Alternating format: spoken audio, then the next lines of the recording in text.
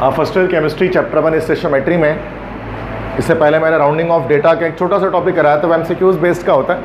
आज भी जो हम टॉपिक डिस्कस करने वाले हैं एक्सपोनेंशियल नोटेशन के ऊपर डिस्कस करने वाले हैं। तो बेटा क्या है, इससे हमारे पास क्या चीज़ें आ सकती हैं कि भाई लाइक एक डेफिनेशन इसकी हमारे पास आ सकती है, ठीक है। लाइक ये हमारे पास इसकी हमारे पास डेफिनेशन आ सकती है और डेफिनेशन के साथ हमारे पास इसका एक एमसीक्यू हमारे पास आ सकता है। तो एक नंबर की डेफिनेशन होगी, एक नंबर के एमसीक्यूज हो गया। मैक्सिमम 2 नंबर का आ सकता है, क्या पता आए ना, दोनों ही ना आए, क्या पता ना एमसीक्यूज आए डेफिनेशन भी ना है, क्या पता। अगर मैक्सिमम कुछ आ सकता है तो 2 नंबर का इससे, एक डेफिनेशन एक एमसीक्यूज, बट ये कंपलसरी नहीं है, ठीक है। तो बहुत कोई इंपॉर्टेंट टॉपिक नहीं कह सकते हम इसको, छोटा सा एक टॉपिक है बस, वही आज कह चुके हैं। बहुत इंपॉर्टेंट चीज़ें मैं शुरू में नहीं करा रहा हूँ, ताकि ऐसा नहीं कि जो बच्चे बाद में आए तो उनकी चीज़ें रह जाएँ, ठीक है। तो ये नॉन इम्पॉर्टेंट इसलिए, लेकिन ये भी मैं रिकॉर्ड कर ले रहा हूँ ताकि जो स्टूडेंट्स बाद में आएंगे तो उनको मिल जाए, वो परेशान ना हो बुक देख कर के ये टॉपिक हमारा पढ़ा हुआ नहीं है। तो आज का जो टॉपिक है स्टेशियोमेट्री के अंदर फर्स्ट ईयर केमिस्ट्री में हमारा, तो वो है एक्सपोनेंशियल नोटेशन। 9th 10 मैथमेटिक्स में सबने पढ़ा हुआ है। ये भी जो आज हम डिस्कस करने वाले हैं केमिस्ट्री, आपको लगेगा नहीं, आप बोर्ड में देख सकते हैं ऐसा लग रहा है मैथ्स पढ़ रहे हैं। ये क्वेश्चन अगर आप देखेंगे सिंप्लीफाई अगर आपको लगेगा तो मैथ है सर, बट ये केमिस्ट्री के अंदर ही है। क्योंकि चैप्टर 1 हमारा न्यूमेरिकल एनालिसिस पर बेस करता है, न्यूमेरिकल्स पर बेस करते, दैट्स वाई थोड़ा सा मैथ्स का बेसिक बच्चों को सिखाया जा रहा है। तो बस इस नियत से डाला गया इस टॉपिक को, इस इंटेंशन के साथ, अदरवाइज नीड नहीं थी इसकी। केमिस्ट्री से ताल्लुक इसका कुछ नहीं है, ठीक है। तो एक्सपोनेंशियल नोटेशन, ठीक है, या एक्सपोनेंट की फॉर्म में किसी नंबर को लिखना। एक्सपोनेंशियल नोटेशन किसे कहा जाता है, आपको पता होता है नंबर जब हम लिखते हैं, whenever we are writing a number, ठीक है, जब भी हम कोई नंबर लिखते हैं तो उस नंबर को 2 तरह से लिखा जाता है। या तो हम उसको सिंपल फॉर्म में लिख रहे होते हैं, या फिर हम उसको क्या कर रहे होते हैं, एक्सपोनेंट की फॉर्म में लिख रहे होते हैं। तो नंबर्स को 2 तरह से लिखा जा सकता है, या तो सिंपल हम नंबर लिखते हैं या तो एक्सपोनेंट के फॉर्म में लिखते हैं। जब नंबर को एक्सपोनेंट के फॉर्म में या हम कह सकते हैं पावर की फॉर्म में लिखा जाता है तो उसी को कहा जाता है exponential notation. Whenever any number is written in the form of exponents or in the form of power, then it is called exponential notation। पता है सबको, आसान सी बात। एक्सपोनेंशियल नोटेशन इस्तेमाल किस लिए किया जाता है, क्योंकि जब हम अगर हमारे पास कोई बहुत बड़े नंबर हैं या बहुत छोटे नंबर हैं, उनको हम एक्सपोनेंट के फॉर्म में लिख रहे होते हैं। तो डेफिनेशन क्या होगी, the method of writing very big और very small numbers in the form of exponent is called exponential notation. बहुत बड़े बहुत छोटे नंबर्स को जब भी हम लिखते हैं एक्सपोनेंशियल नोटेशन में लिखते हैं। अच्छा, और ज़्यादातर ये क्या होता है साइंस के अंदर ऐसा हो रहा होता है। देखो नॉर्मली जब हम डेली लाइफ में बात करते हैं ना, तो हम सिंपल नोटेशन ही इस्तेमाल कर रहे होते हैं डेली लाइफ के अंदर, ठीक है। मतलब अपनी डेली लाइफ मिसाल के तौर पे, क्योंकि वो कोई बहुत बड़े और बहुत छोटे नंबर नहीं, बल्कि हम एक मॉडरेट किस्म के नंबर से डील कर रहे होते हैं। अगर आपको कोई एज पूछता है तो वो एज आपकी एक नॉर्मल से एक नंबर होगा, 15, 16, 17, 18 इस तरह से जाएगा। इसी तरह कोई वेट पूछता है, वेट भी एक नॉर्मल सा नंबर होगा। कोई आपके सैलरी पूछता है तो वो भी कितने 5 डिजिट होगी, 6 डिजिट होगी, इससे ज़्यादा तो नहीं जाएगी।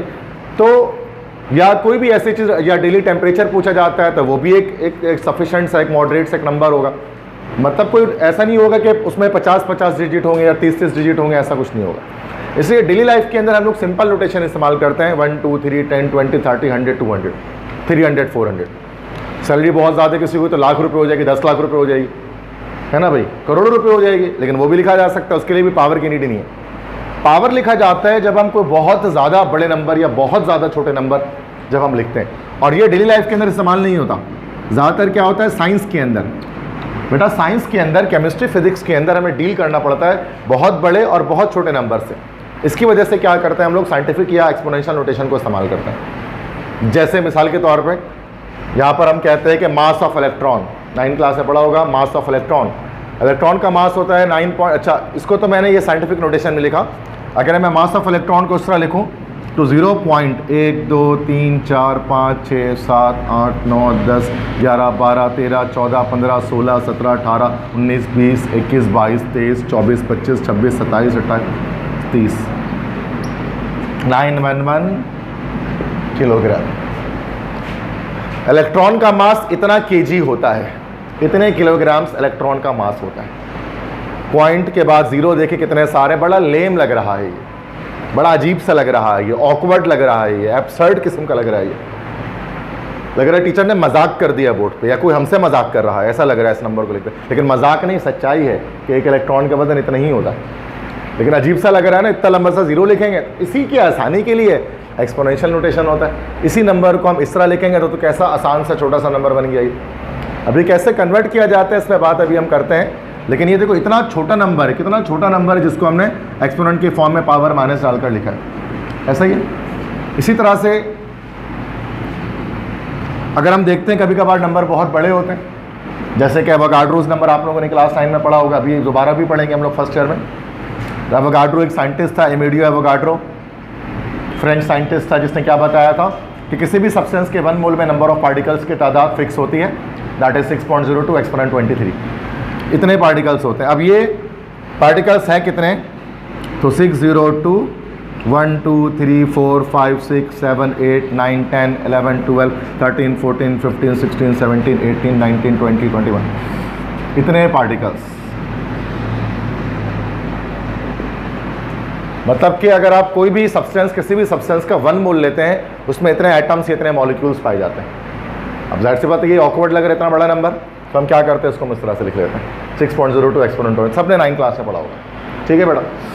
तो व्हाट इज एक्सपोनेंशियल नोटेशन, सबसे पहली बात आज हमने क्लास में क्या की कि बहुत बड़े या बहुत छोटे नंबर को जब हम एक्सपोनेंट के फॉर्म में, पावर के फॉर्म में लिखते हैं, that is called exponential notation. पता भी था आपको ये बात, कोई एक नई चीज़ नहीं है। Second point, it is also called, sorry also, ये तो it is also called scientific notation. बेटा इसी एक्सपोनेंशियल नोटेशन को हम लोग जो है वो साइंटिफिक नोटेशन भी कहते हैं, चूँकि ज़्यादातर कहाँ इस्तेमाल हो रहा होता है, ये साइंस के अंदर यूज़ हो रहा होता है। दैट्स वाई कुछ लोग, कुछ टीचर्स, कुछ स्टूडेंट्स एक्सपोनेंशियल नोटेशन को साइंटिफिक नोटेशन भी कह रहे होते हैं, because it is generally use in science, not in our daily lifes. ठीक है, समझ में आ गया, आसान सी बात है। अगली बात, इट कंटेन्स 3 थिंग्स, इसमें 3 चीज़ें होती हैं। जब हम साइंटिफिक नोटेशन लिखते हैं तो उसमें 3 चीज़ें होती हैं। पहली चीज़ कोफिशिएंट, दूसरी चीज़ बेस, और तीसरी चीज़ हमारे पास क्या होती है, एक्सपोनेंट या पावर। सबको पता है बेटा, देखो अगर हम यही देखते हैं, मास ऑफ इलेक्ट्रॉन को देखते हैं, तो ये 9.11 जो हमारे पास है, ये हमारे पास क्या कहलाता है, दिस इज कॉल्ड कोफिशिएंट कहलाता है बेटा। ये जो 10 हमारे पास है, ये 10 हमारे पास क्या चीज़ है, बेस है ये।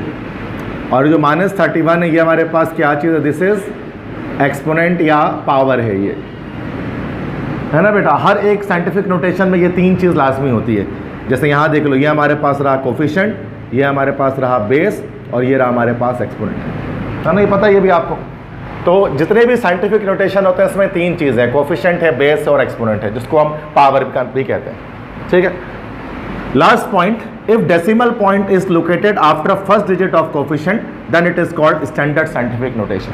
अब देखो साइंटिफिक नोटेशन जो हमारे पास है, ये जो एक्सपोनेंशियल नोटेशन है, वो फर्दर 2 टाइप की हमारे पास होती है, एक स्टैंडर्ड और एक नॉन स्टैंडर्ड। जैसे देखिए मैं ये कह रहा हूँ ना कि एवोगाड्रोस नंबर 6.02 एक्सपोनेंट 23 है, ये जो मैंने लिखा है ना, ये मैंने स्टैंडर्ड साइंटिफिक नोटेशन में लिखा है, क्योंकि इसमें क्या है, एक डिजिट के बाद डेसिमल पॉइंट लगा है। इसी को हम इस तरह भी लिख सकते थे, अगर मैं आपको दिखाऊं तो 60.2 एक्सपोनेंट 22 हो जाती है।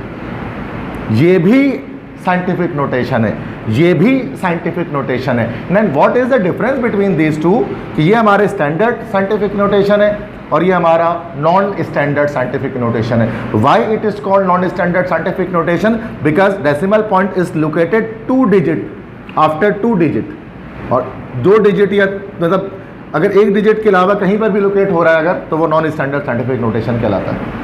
सही है, तो अक्सर हम लोग जो आंसर लिखते हैं हमेशा वो याद रखिएगा, वो स्टैंडर्ड साइंटिफिक नोटेशन में, केमिस्ट्री फिजिक्स में आंसर लिखा जाता है।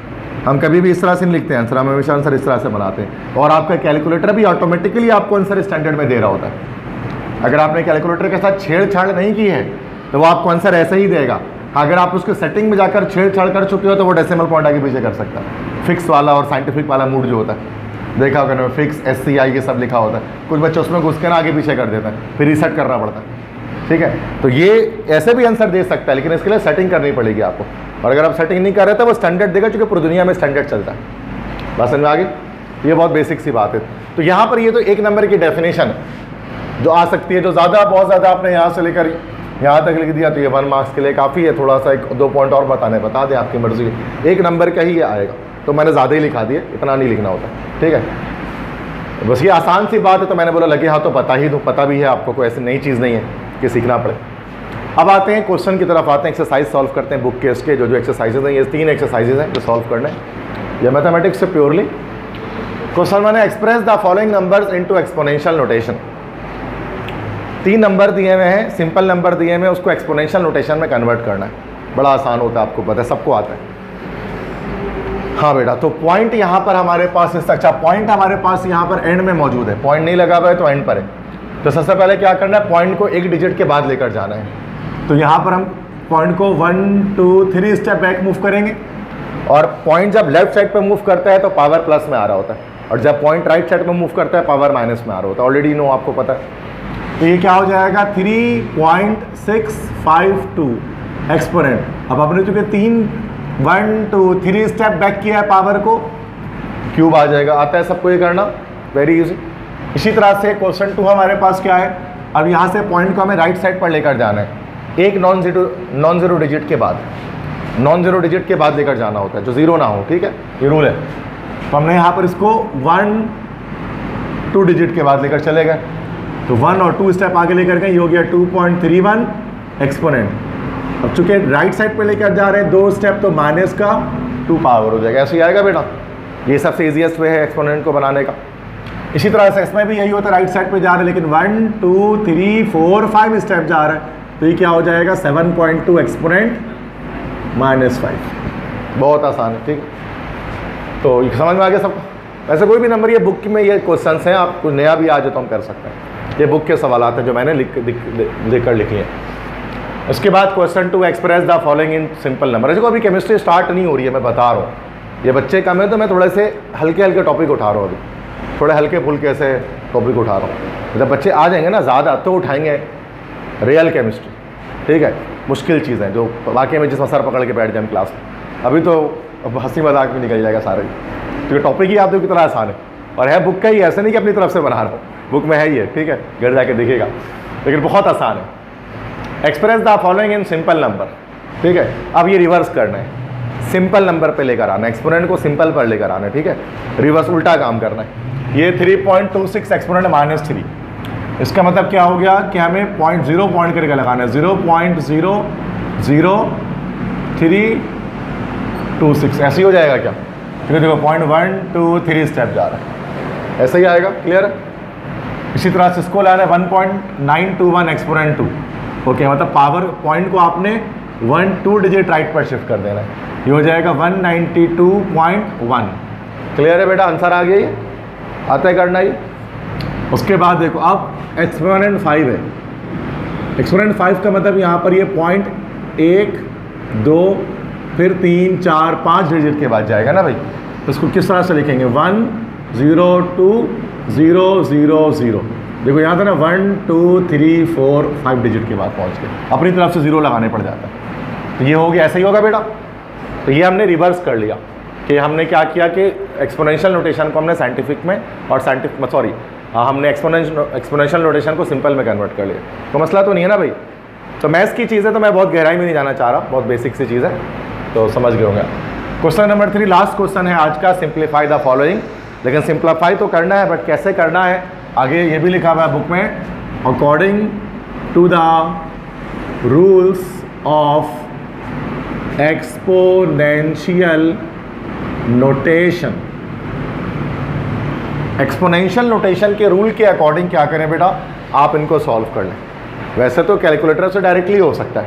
अच्छा, ये सवाल आया नहीं आज तक, बुक में है ये 5 सवाल, लेकिन आए आज तक नहीं है 10 ईयर के अंदर, तो लेकिन बुक में है तो करा दे रहा हूँ। लेकिन ये बहुत ही नॉन इम्पॉर्टेंट क्वेश्चन है, क्योंकि प्योरली मैथ्स है ना, शायद इसलिए नहीं देते हैं, क्योंकि वो केमिस्ट्री से लिंक नहीं जोड़ रहा ना इसका। मैथ्स में तो शायद दे भी दे सबको सवाल, बट इसमें नहीं दे रहे। लेकिन चूँकि बुक में है तो हम कर ले रहे हैं, क्योंकि बुक में जो कुछ है वो सब कुछ मैं आपको कराऊंगा। ये मैंने आपको बता दिया था फर्स्ट क्लास में भी। बुक की सारी जो बुक के जितने भी सॉल्व एग्जाम्पल है, बुक के जितने भी एक्सरसाइज क्वेश्चंस हैं, बुक के जितने भी सेल्फ असेसमेंट है हमारे फर्स्ट ईयर केमिस्ट्री के, वो क्लासरूम में ही मैं आपको सॉल्व कराऊंगा। सारे के सारे क्लासरूम के अंदर ही होगा वो सारा का सारा, यहीं पर हम करेंगे। बाकी इसके अलावा 10 ईयर वगैरह है तो वो आपकी जिम्मेदारी होगी, 10 ईयर सॉल्व करना वो आपके ऊपर है, वो मैं कोई क्लास में सॉल्व नहीं कराता हूँ। हाँ, बुक की सारी चीज़ें मैं सॉल्व करा दूँगा, ये चीज़ हो जाएगी, ठीक है। तो 10 ईयर बाकी जब बुक की चीज़ें सॉल्व कर लोगे 10 ईयर अपने आप सॉल्व हो जाएगा, इसमें इतना मसला नहीं होता, ठीक है। अब आते हैं बेटा, देखो ये सिंप्लीफाई करना है। पहला वाला एडिशन है, दूसरा वाला मल्टीप्लिकेशन है, तीसरा डिवीजन है, चौथा पावर है, पांचवा हमारा जो है वो रूट है, स्क्वायर रूट है, ठीक है। तो 1 बाय 1 कर लेते हैं, बहुत आसान है, लेकिन रूल्स ऑफ एक्सपोनेंशियल नोटेशन से करना है। कैलकुलेटर से करेंगे तो ये तो एक मतलब 5 मिनट में पाँचों आंसर आ जाएगा, लेकिन हमें कैलकुलेटर के बिना करना है ना, मतलब कैलकुलेटर मिनिमम यूज़ करना है। कैलकुलेटर यूज़ होगा बट कम यूज़ होगा, मैं बता रहा हूँ कैसे। जैसे देखिए नंबर 1 पहले फर्स्ट हम यहाँ पर देख रहे हैं, नंबर 1 कैसे करेंगे। ये हमारे पास आ गया 1.31 एक्सपोनेंट 3, 3.15 एक्सपोनेंट 2। अब ये हॉरिजॉन्टल जो मेथड होता है, हॉरिजॉन्टल नहीं सॉरी वर्टिकल मेथड जो होता है एडिशन का, वो फॉलो करेंगे। ये किस तरह से हो जाएगा 1.31 एक्सपोनेंट 3, उसके बाद ये हो गया 3.15 एक्सपोनेंट 2। अच्छा अभी देखिए, क्या अभी ये दोनों नंबर्स ऐड हो सकते हैं आपस में? Can these two numbers be added और नॉट? क्या ये दो नंबर को ऐड किया जा सकता है इस वक्त या नहीं? क्यों नहीं ऐड किया जा सकता? यस, पावर अलग है, वेल डन, बिल्कुल सही बताया आपने, पावर अलग है। अगर आप ऐड करना चाहते हैं तो एक्सपोनेंशियल नोटेशन का तो power must be same. Multiply तो हो सकता है लेकिन ऐड नहीं हो सकता। अच्छा कैलकुलेटर से तो ऐड हो जाएगा, वो तो डायरेक्ट भी हो जाएगा, लेकिन जब हमें अपने हाथ से सॉल्व करना है ना अगर, तो हमें जो है वो उस वक्त इसको पावर सेम करना पड़ेगा। अब या तो दोनों की पावर 3 कर दें या दोनों की पावर 2 कर दें, that totally depends upon you, whatever you want to do, ठीक है। तो मैं इसको क्या कर दूँ, स्टैंडर्ड कर लेते हैं। जब स्टैंडर्ड मतलब इसको 3 कर सकते हैं, इसको 2 कर सकते हैं। क्या करें, इसको सॉरी इसको 2 कर लें, चलो इसको 2 कर लेते हैं। जब इसको 2 करेंगे तो क्या होगा, हमारे पास ये हो जाएगा 1.21 सॉरी 1.31 है ना, तो ये होगा 13.1 एक्सपोनेंट 3, ये हो गया ऐसे, और ये 3.15 है ना, तो 3.15 एक्सपोनेंट 2। पॉइंट के नीचे हमेशा पॉइंट आता है जब हम प्लस करते हैं, पता नहीं है बात सबको, पॉइंट के साथ पॉइंट आएगा। तो आंसर क्या आ गया, सॉरी ये तो 10 की पावर स्क्वायर हुआ ना, 10 का 2 हो गया, तो 10 का स्क्वायर यहाँ पर आ गया, मल्टीप्लाई ये 5 आ गया, ये 1 + 1 2 हो गया, ये 3 + 3 6 हो गया, ये 1 हो गया। ऐसा ही होगा बिना कैलकुलेटर के 16.25। अब ये चूँकि नॉन स्टैंडर्ड साइंटिफिक नोटेशन है, अगर आप स्टैंडर्ड करना चाहो तो क्या करोगे, पॉइंट को एक स्टेप बैक ले जाओगे, 1.625 एक्सपोनेंट 3 हमारे पास ये फाइनल आंसर हो जाएगा। समझ में आया सबको? प्योरली मैथमेटिक्स है, तो मसला समझ में आया कैसे हो। तो जब भी ऐड करना है, जैसे उन्होंने बताया कि ऐड करने के लिए पावर का एक्सपोनेंट का सेम होना जरूरी है, अदरवाइज ऐड ही नहीं होगा। तो हमने किसी भी एक्सपोनेंट को सेम कर देना, नीचे वाले को करते तो भी आंसर यही आता। आप एक बार इसको भी 3 करके देख लेना तो सेम आएगा, मसला नहीं है। उसके बाद नंबर 2, ये तो एडिशन सब्ट्रैक्शन में ये काम होता है बेटा कि बेस का सेम होना जरूरी है। अब आ जाओ यहाँ पर क्वेश्चन 2 की तरफ आ जाओ। इसमें क्या हो रहा है बेटा, बीच में देखो ब्रैकेट के बीच में कुछ नहीं है तो मल्टीप्लाई है ना, मल्टीप्लाई हो रहा है, उसके अंदर आप पावर को सेम करने की कोई ज़रूरत नहीं है, डायरेक्ट हो जाएगा जी, ठीक है। अभी कैसे होगा, अब आपको पता है कि देखो बेस सेम है, पावर ऐड हो जाएंगे, पता है आपको सबको, और कोफिशिएंट मल्टीप्लाई हो जाएंगे। ये ऐसे हो जाएगा 7.0 इंटू 2.0 इंटू 10 की पावर 12 हो गया। उसके बाद फिर प्लस या किसके साथ हो जाएगा, ये -3 के साथ, ऐसे ही होगा ये सिंपल पे है। 7 2 14 हो गया बेटा, तो 14.0 एक्सपोनेंट 12 - 3 हो गया, 12 में से 3 माइनस किया कितना बच गया, 9 बच गया, बिल्कुल सही 9 हो गया। अभी नॉन स्टैंडर्ड साइंटिफिक नोटेशन है, स्टैंडर्ड के लिए क्या करें इसको 1.4 एक्सपोनेंट 10 फाइनल आंसर। समझ में आ गया दूसरे का आंसर कैसा है, बहुत आसान है। बेस सेम था तो पावर ऐड, इसको मल्टीप्लाई हो रहा है, दैट्स वाई पावर्स को सेम करने की जरूरत नहीं है, यहाँ पावर ऐड हो जाएंगे चूँकि मल्टीप्लाई हो रहा है। तो मल्टीप्लाई और प्लस में बहुत बड़ा फर्क होता है जब 2 एक्सपोनेंट आते थे, है ना। अच्छा डिवीजन में भी मल्टीप्लाई वाला सीन होता है पूरा, लेकिन उसमें पावर ऐड ही नहीं होता बल्कि सब्ट्रैक्ट हो जाते हैं पावर, है ना, जब डिवीजन में जब 2 एक्सपोनेंशियल नोटेशन आते हैं। मैं आपको दिखाता हूँ कैसे। ये क्वेश्चन नंबर 3 देखिए, अब ये हमारे पास है 6.60 3.20, तो मैं उसको इस तरह से लिख देता हूँ 6.60 है डिवाइड बाय 3.20,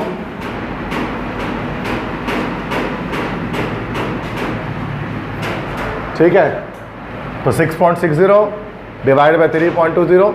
अब ये देखो, अब यहाँ पर जो पावर है, अब पावर यहाँ पर क्या हो जाएगा हमारे पास 10 की पावर 8 - 3 हो जाएगा, है ना, माइनस हो जाएगा ना पावर, ये हो जाएगा 8 - 3, नीचे वाला पावर ऊपर जाएगा माइनस हो जाएगा, पता है आपको ये बात इसको डिवाइड करना पड़ेगा। इसके लिए हम लोग कैलकुलेटर यूज़ कर लेंगे, ये हो जाएगा 2 पॉइंट,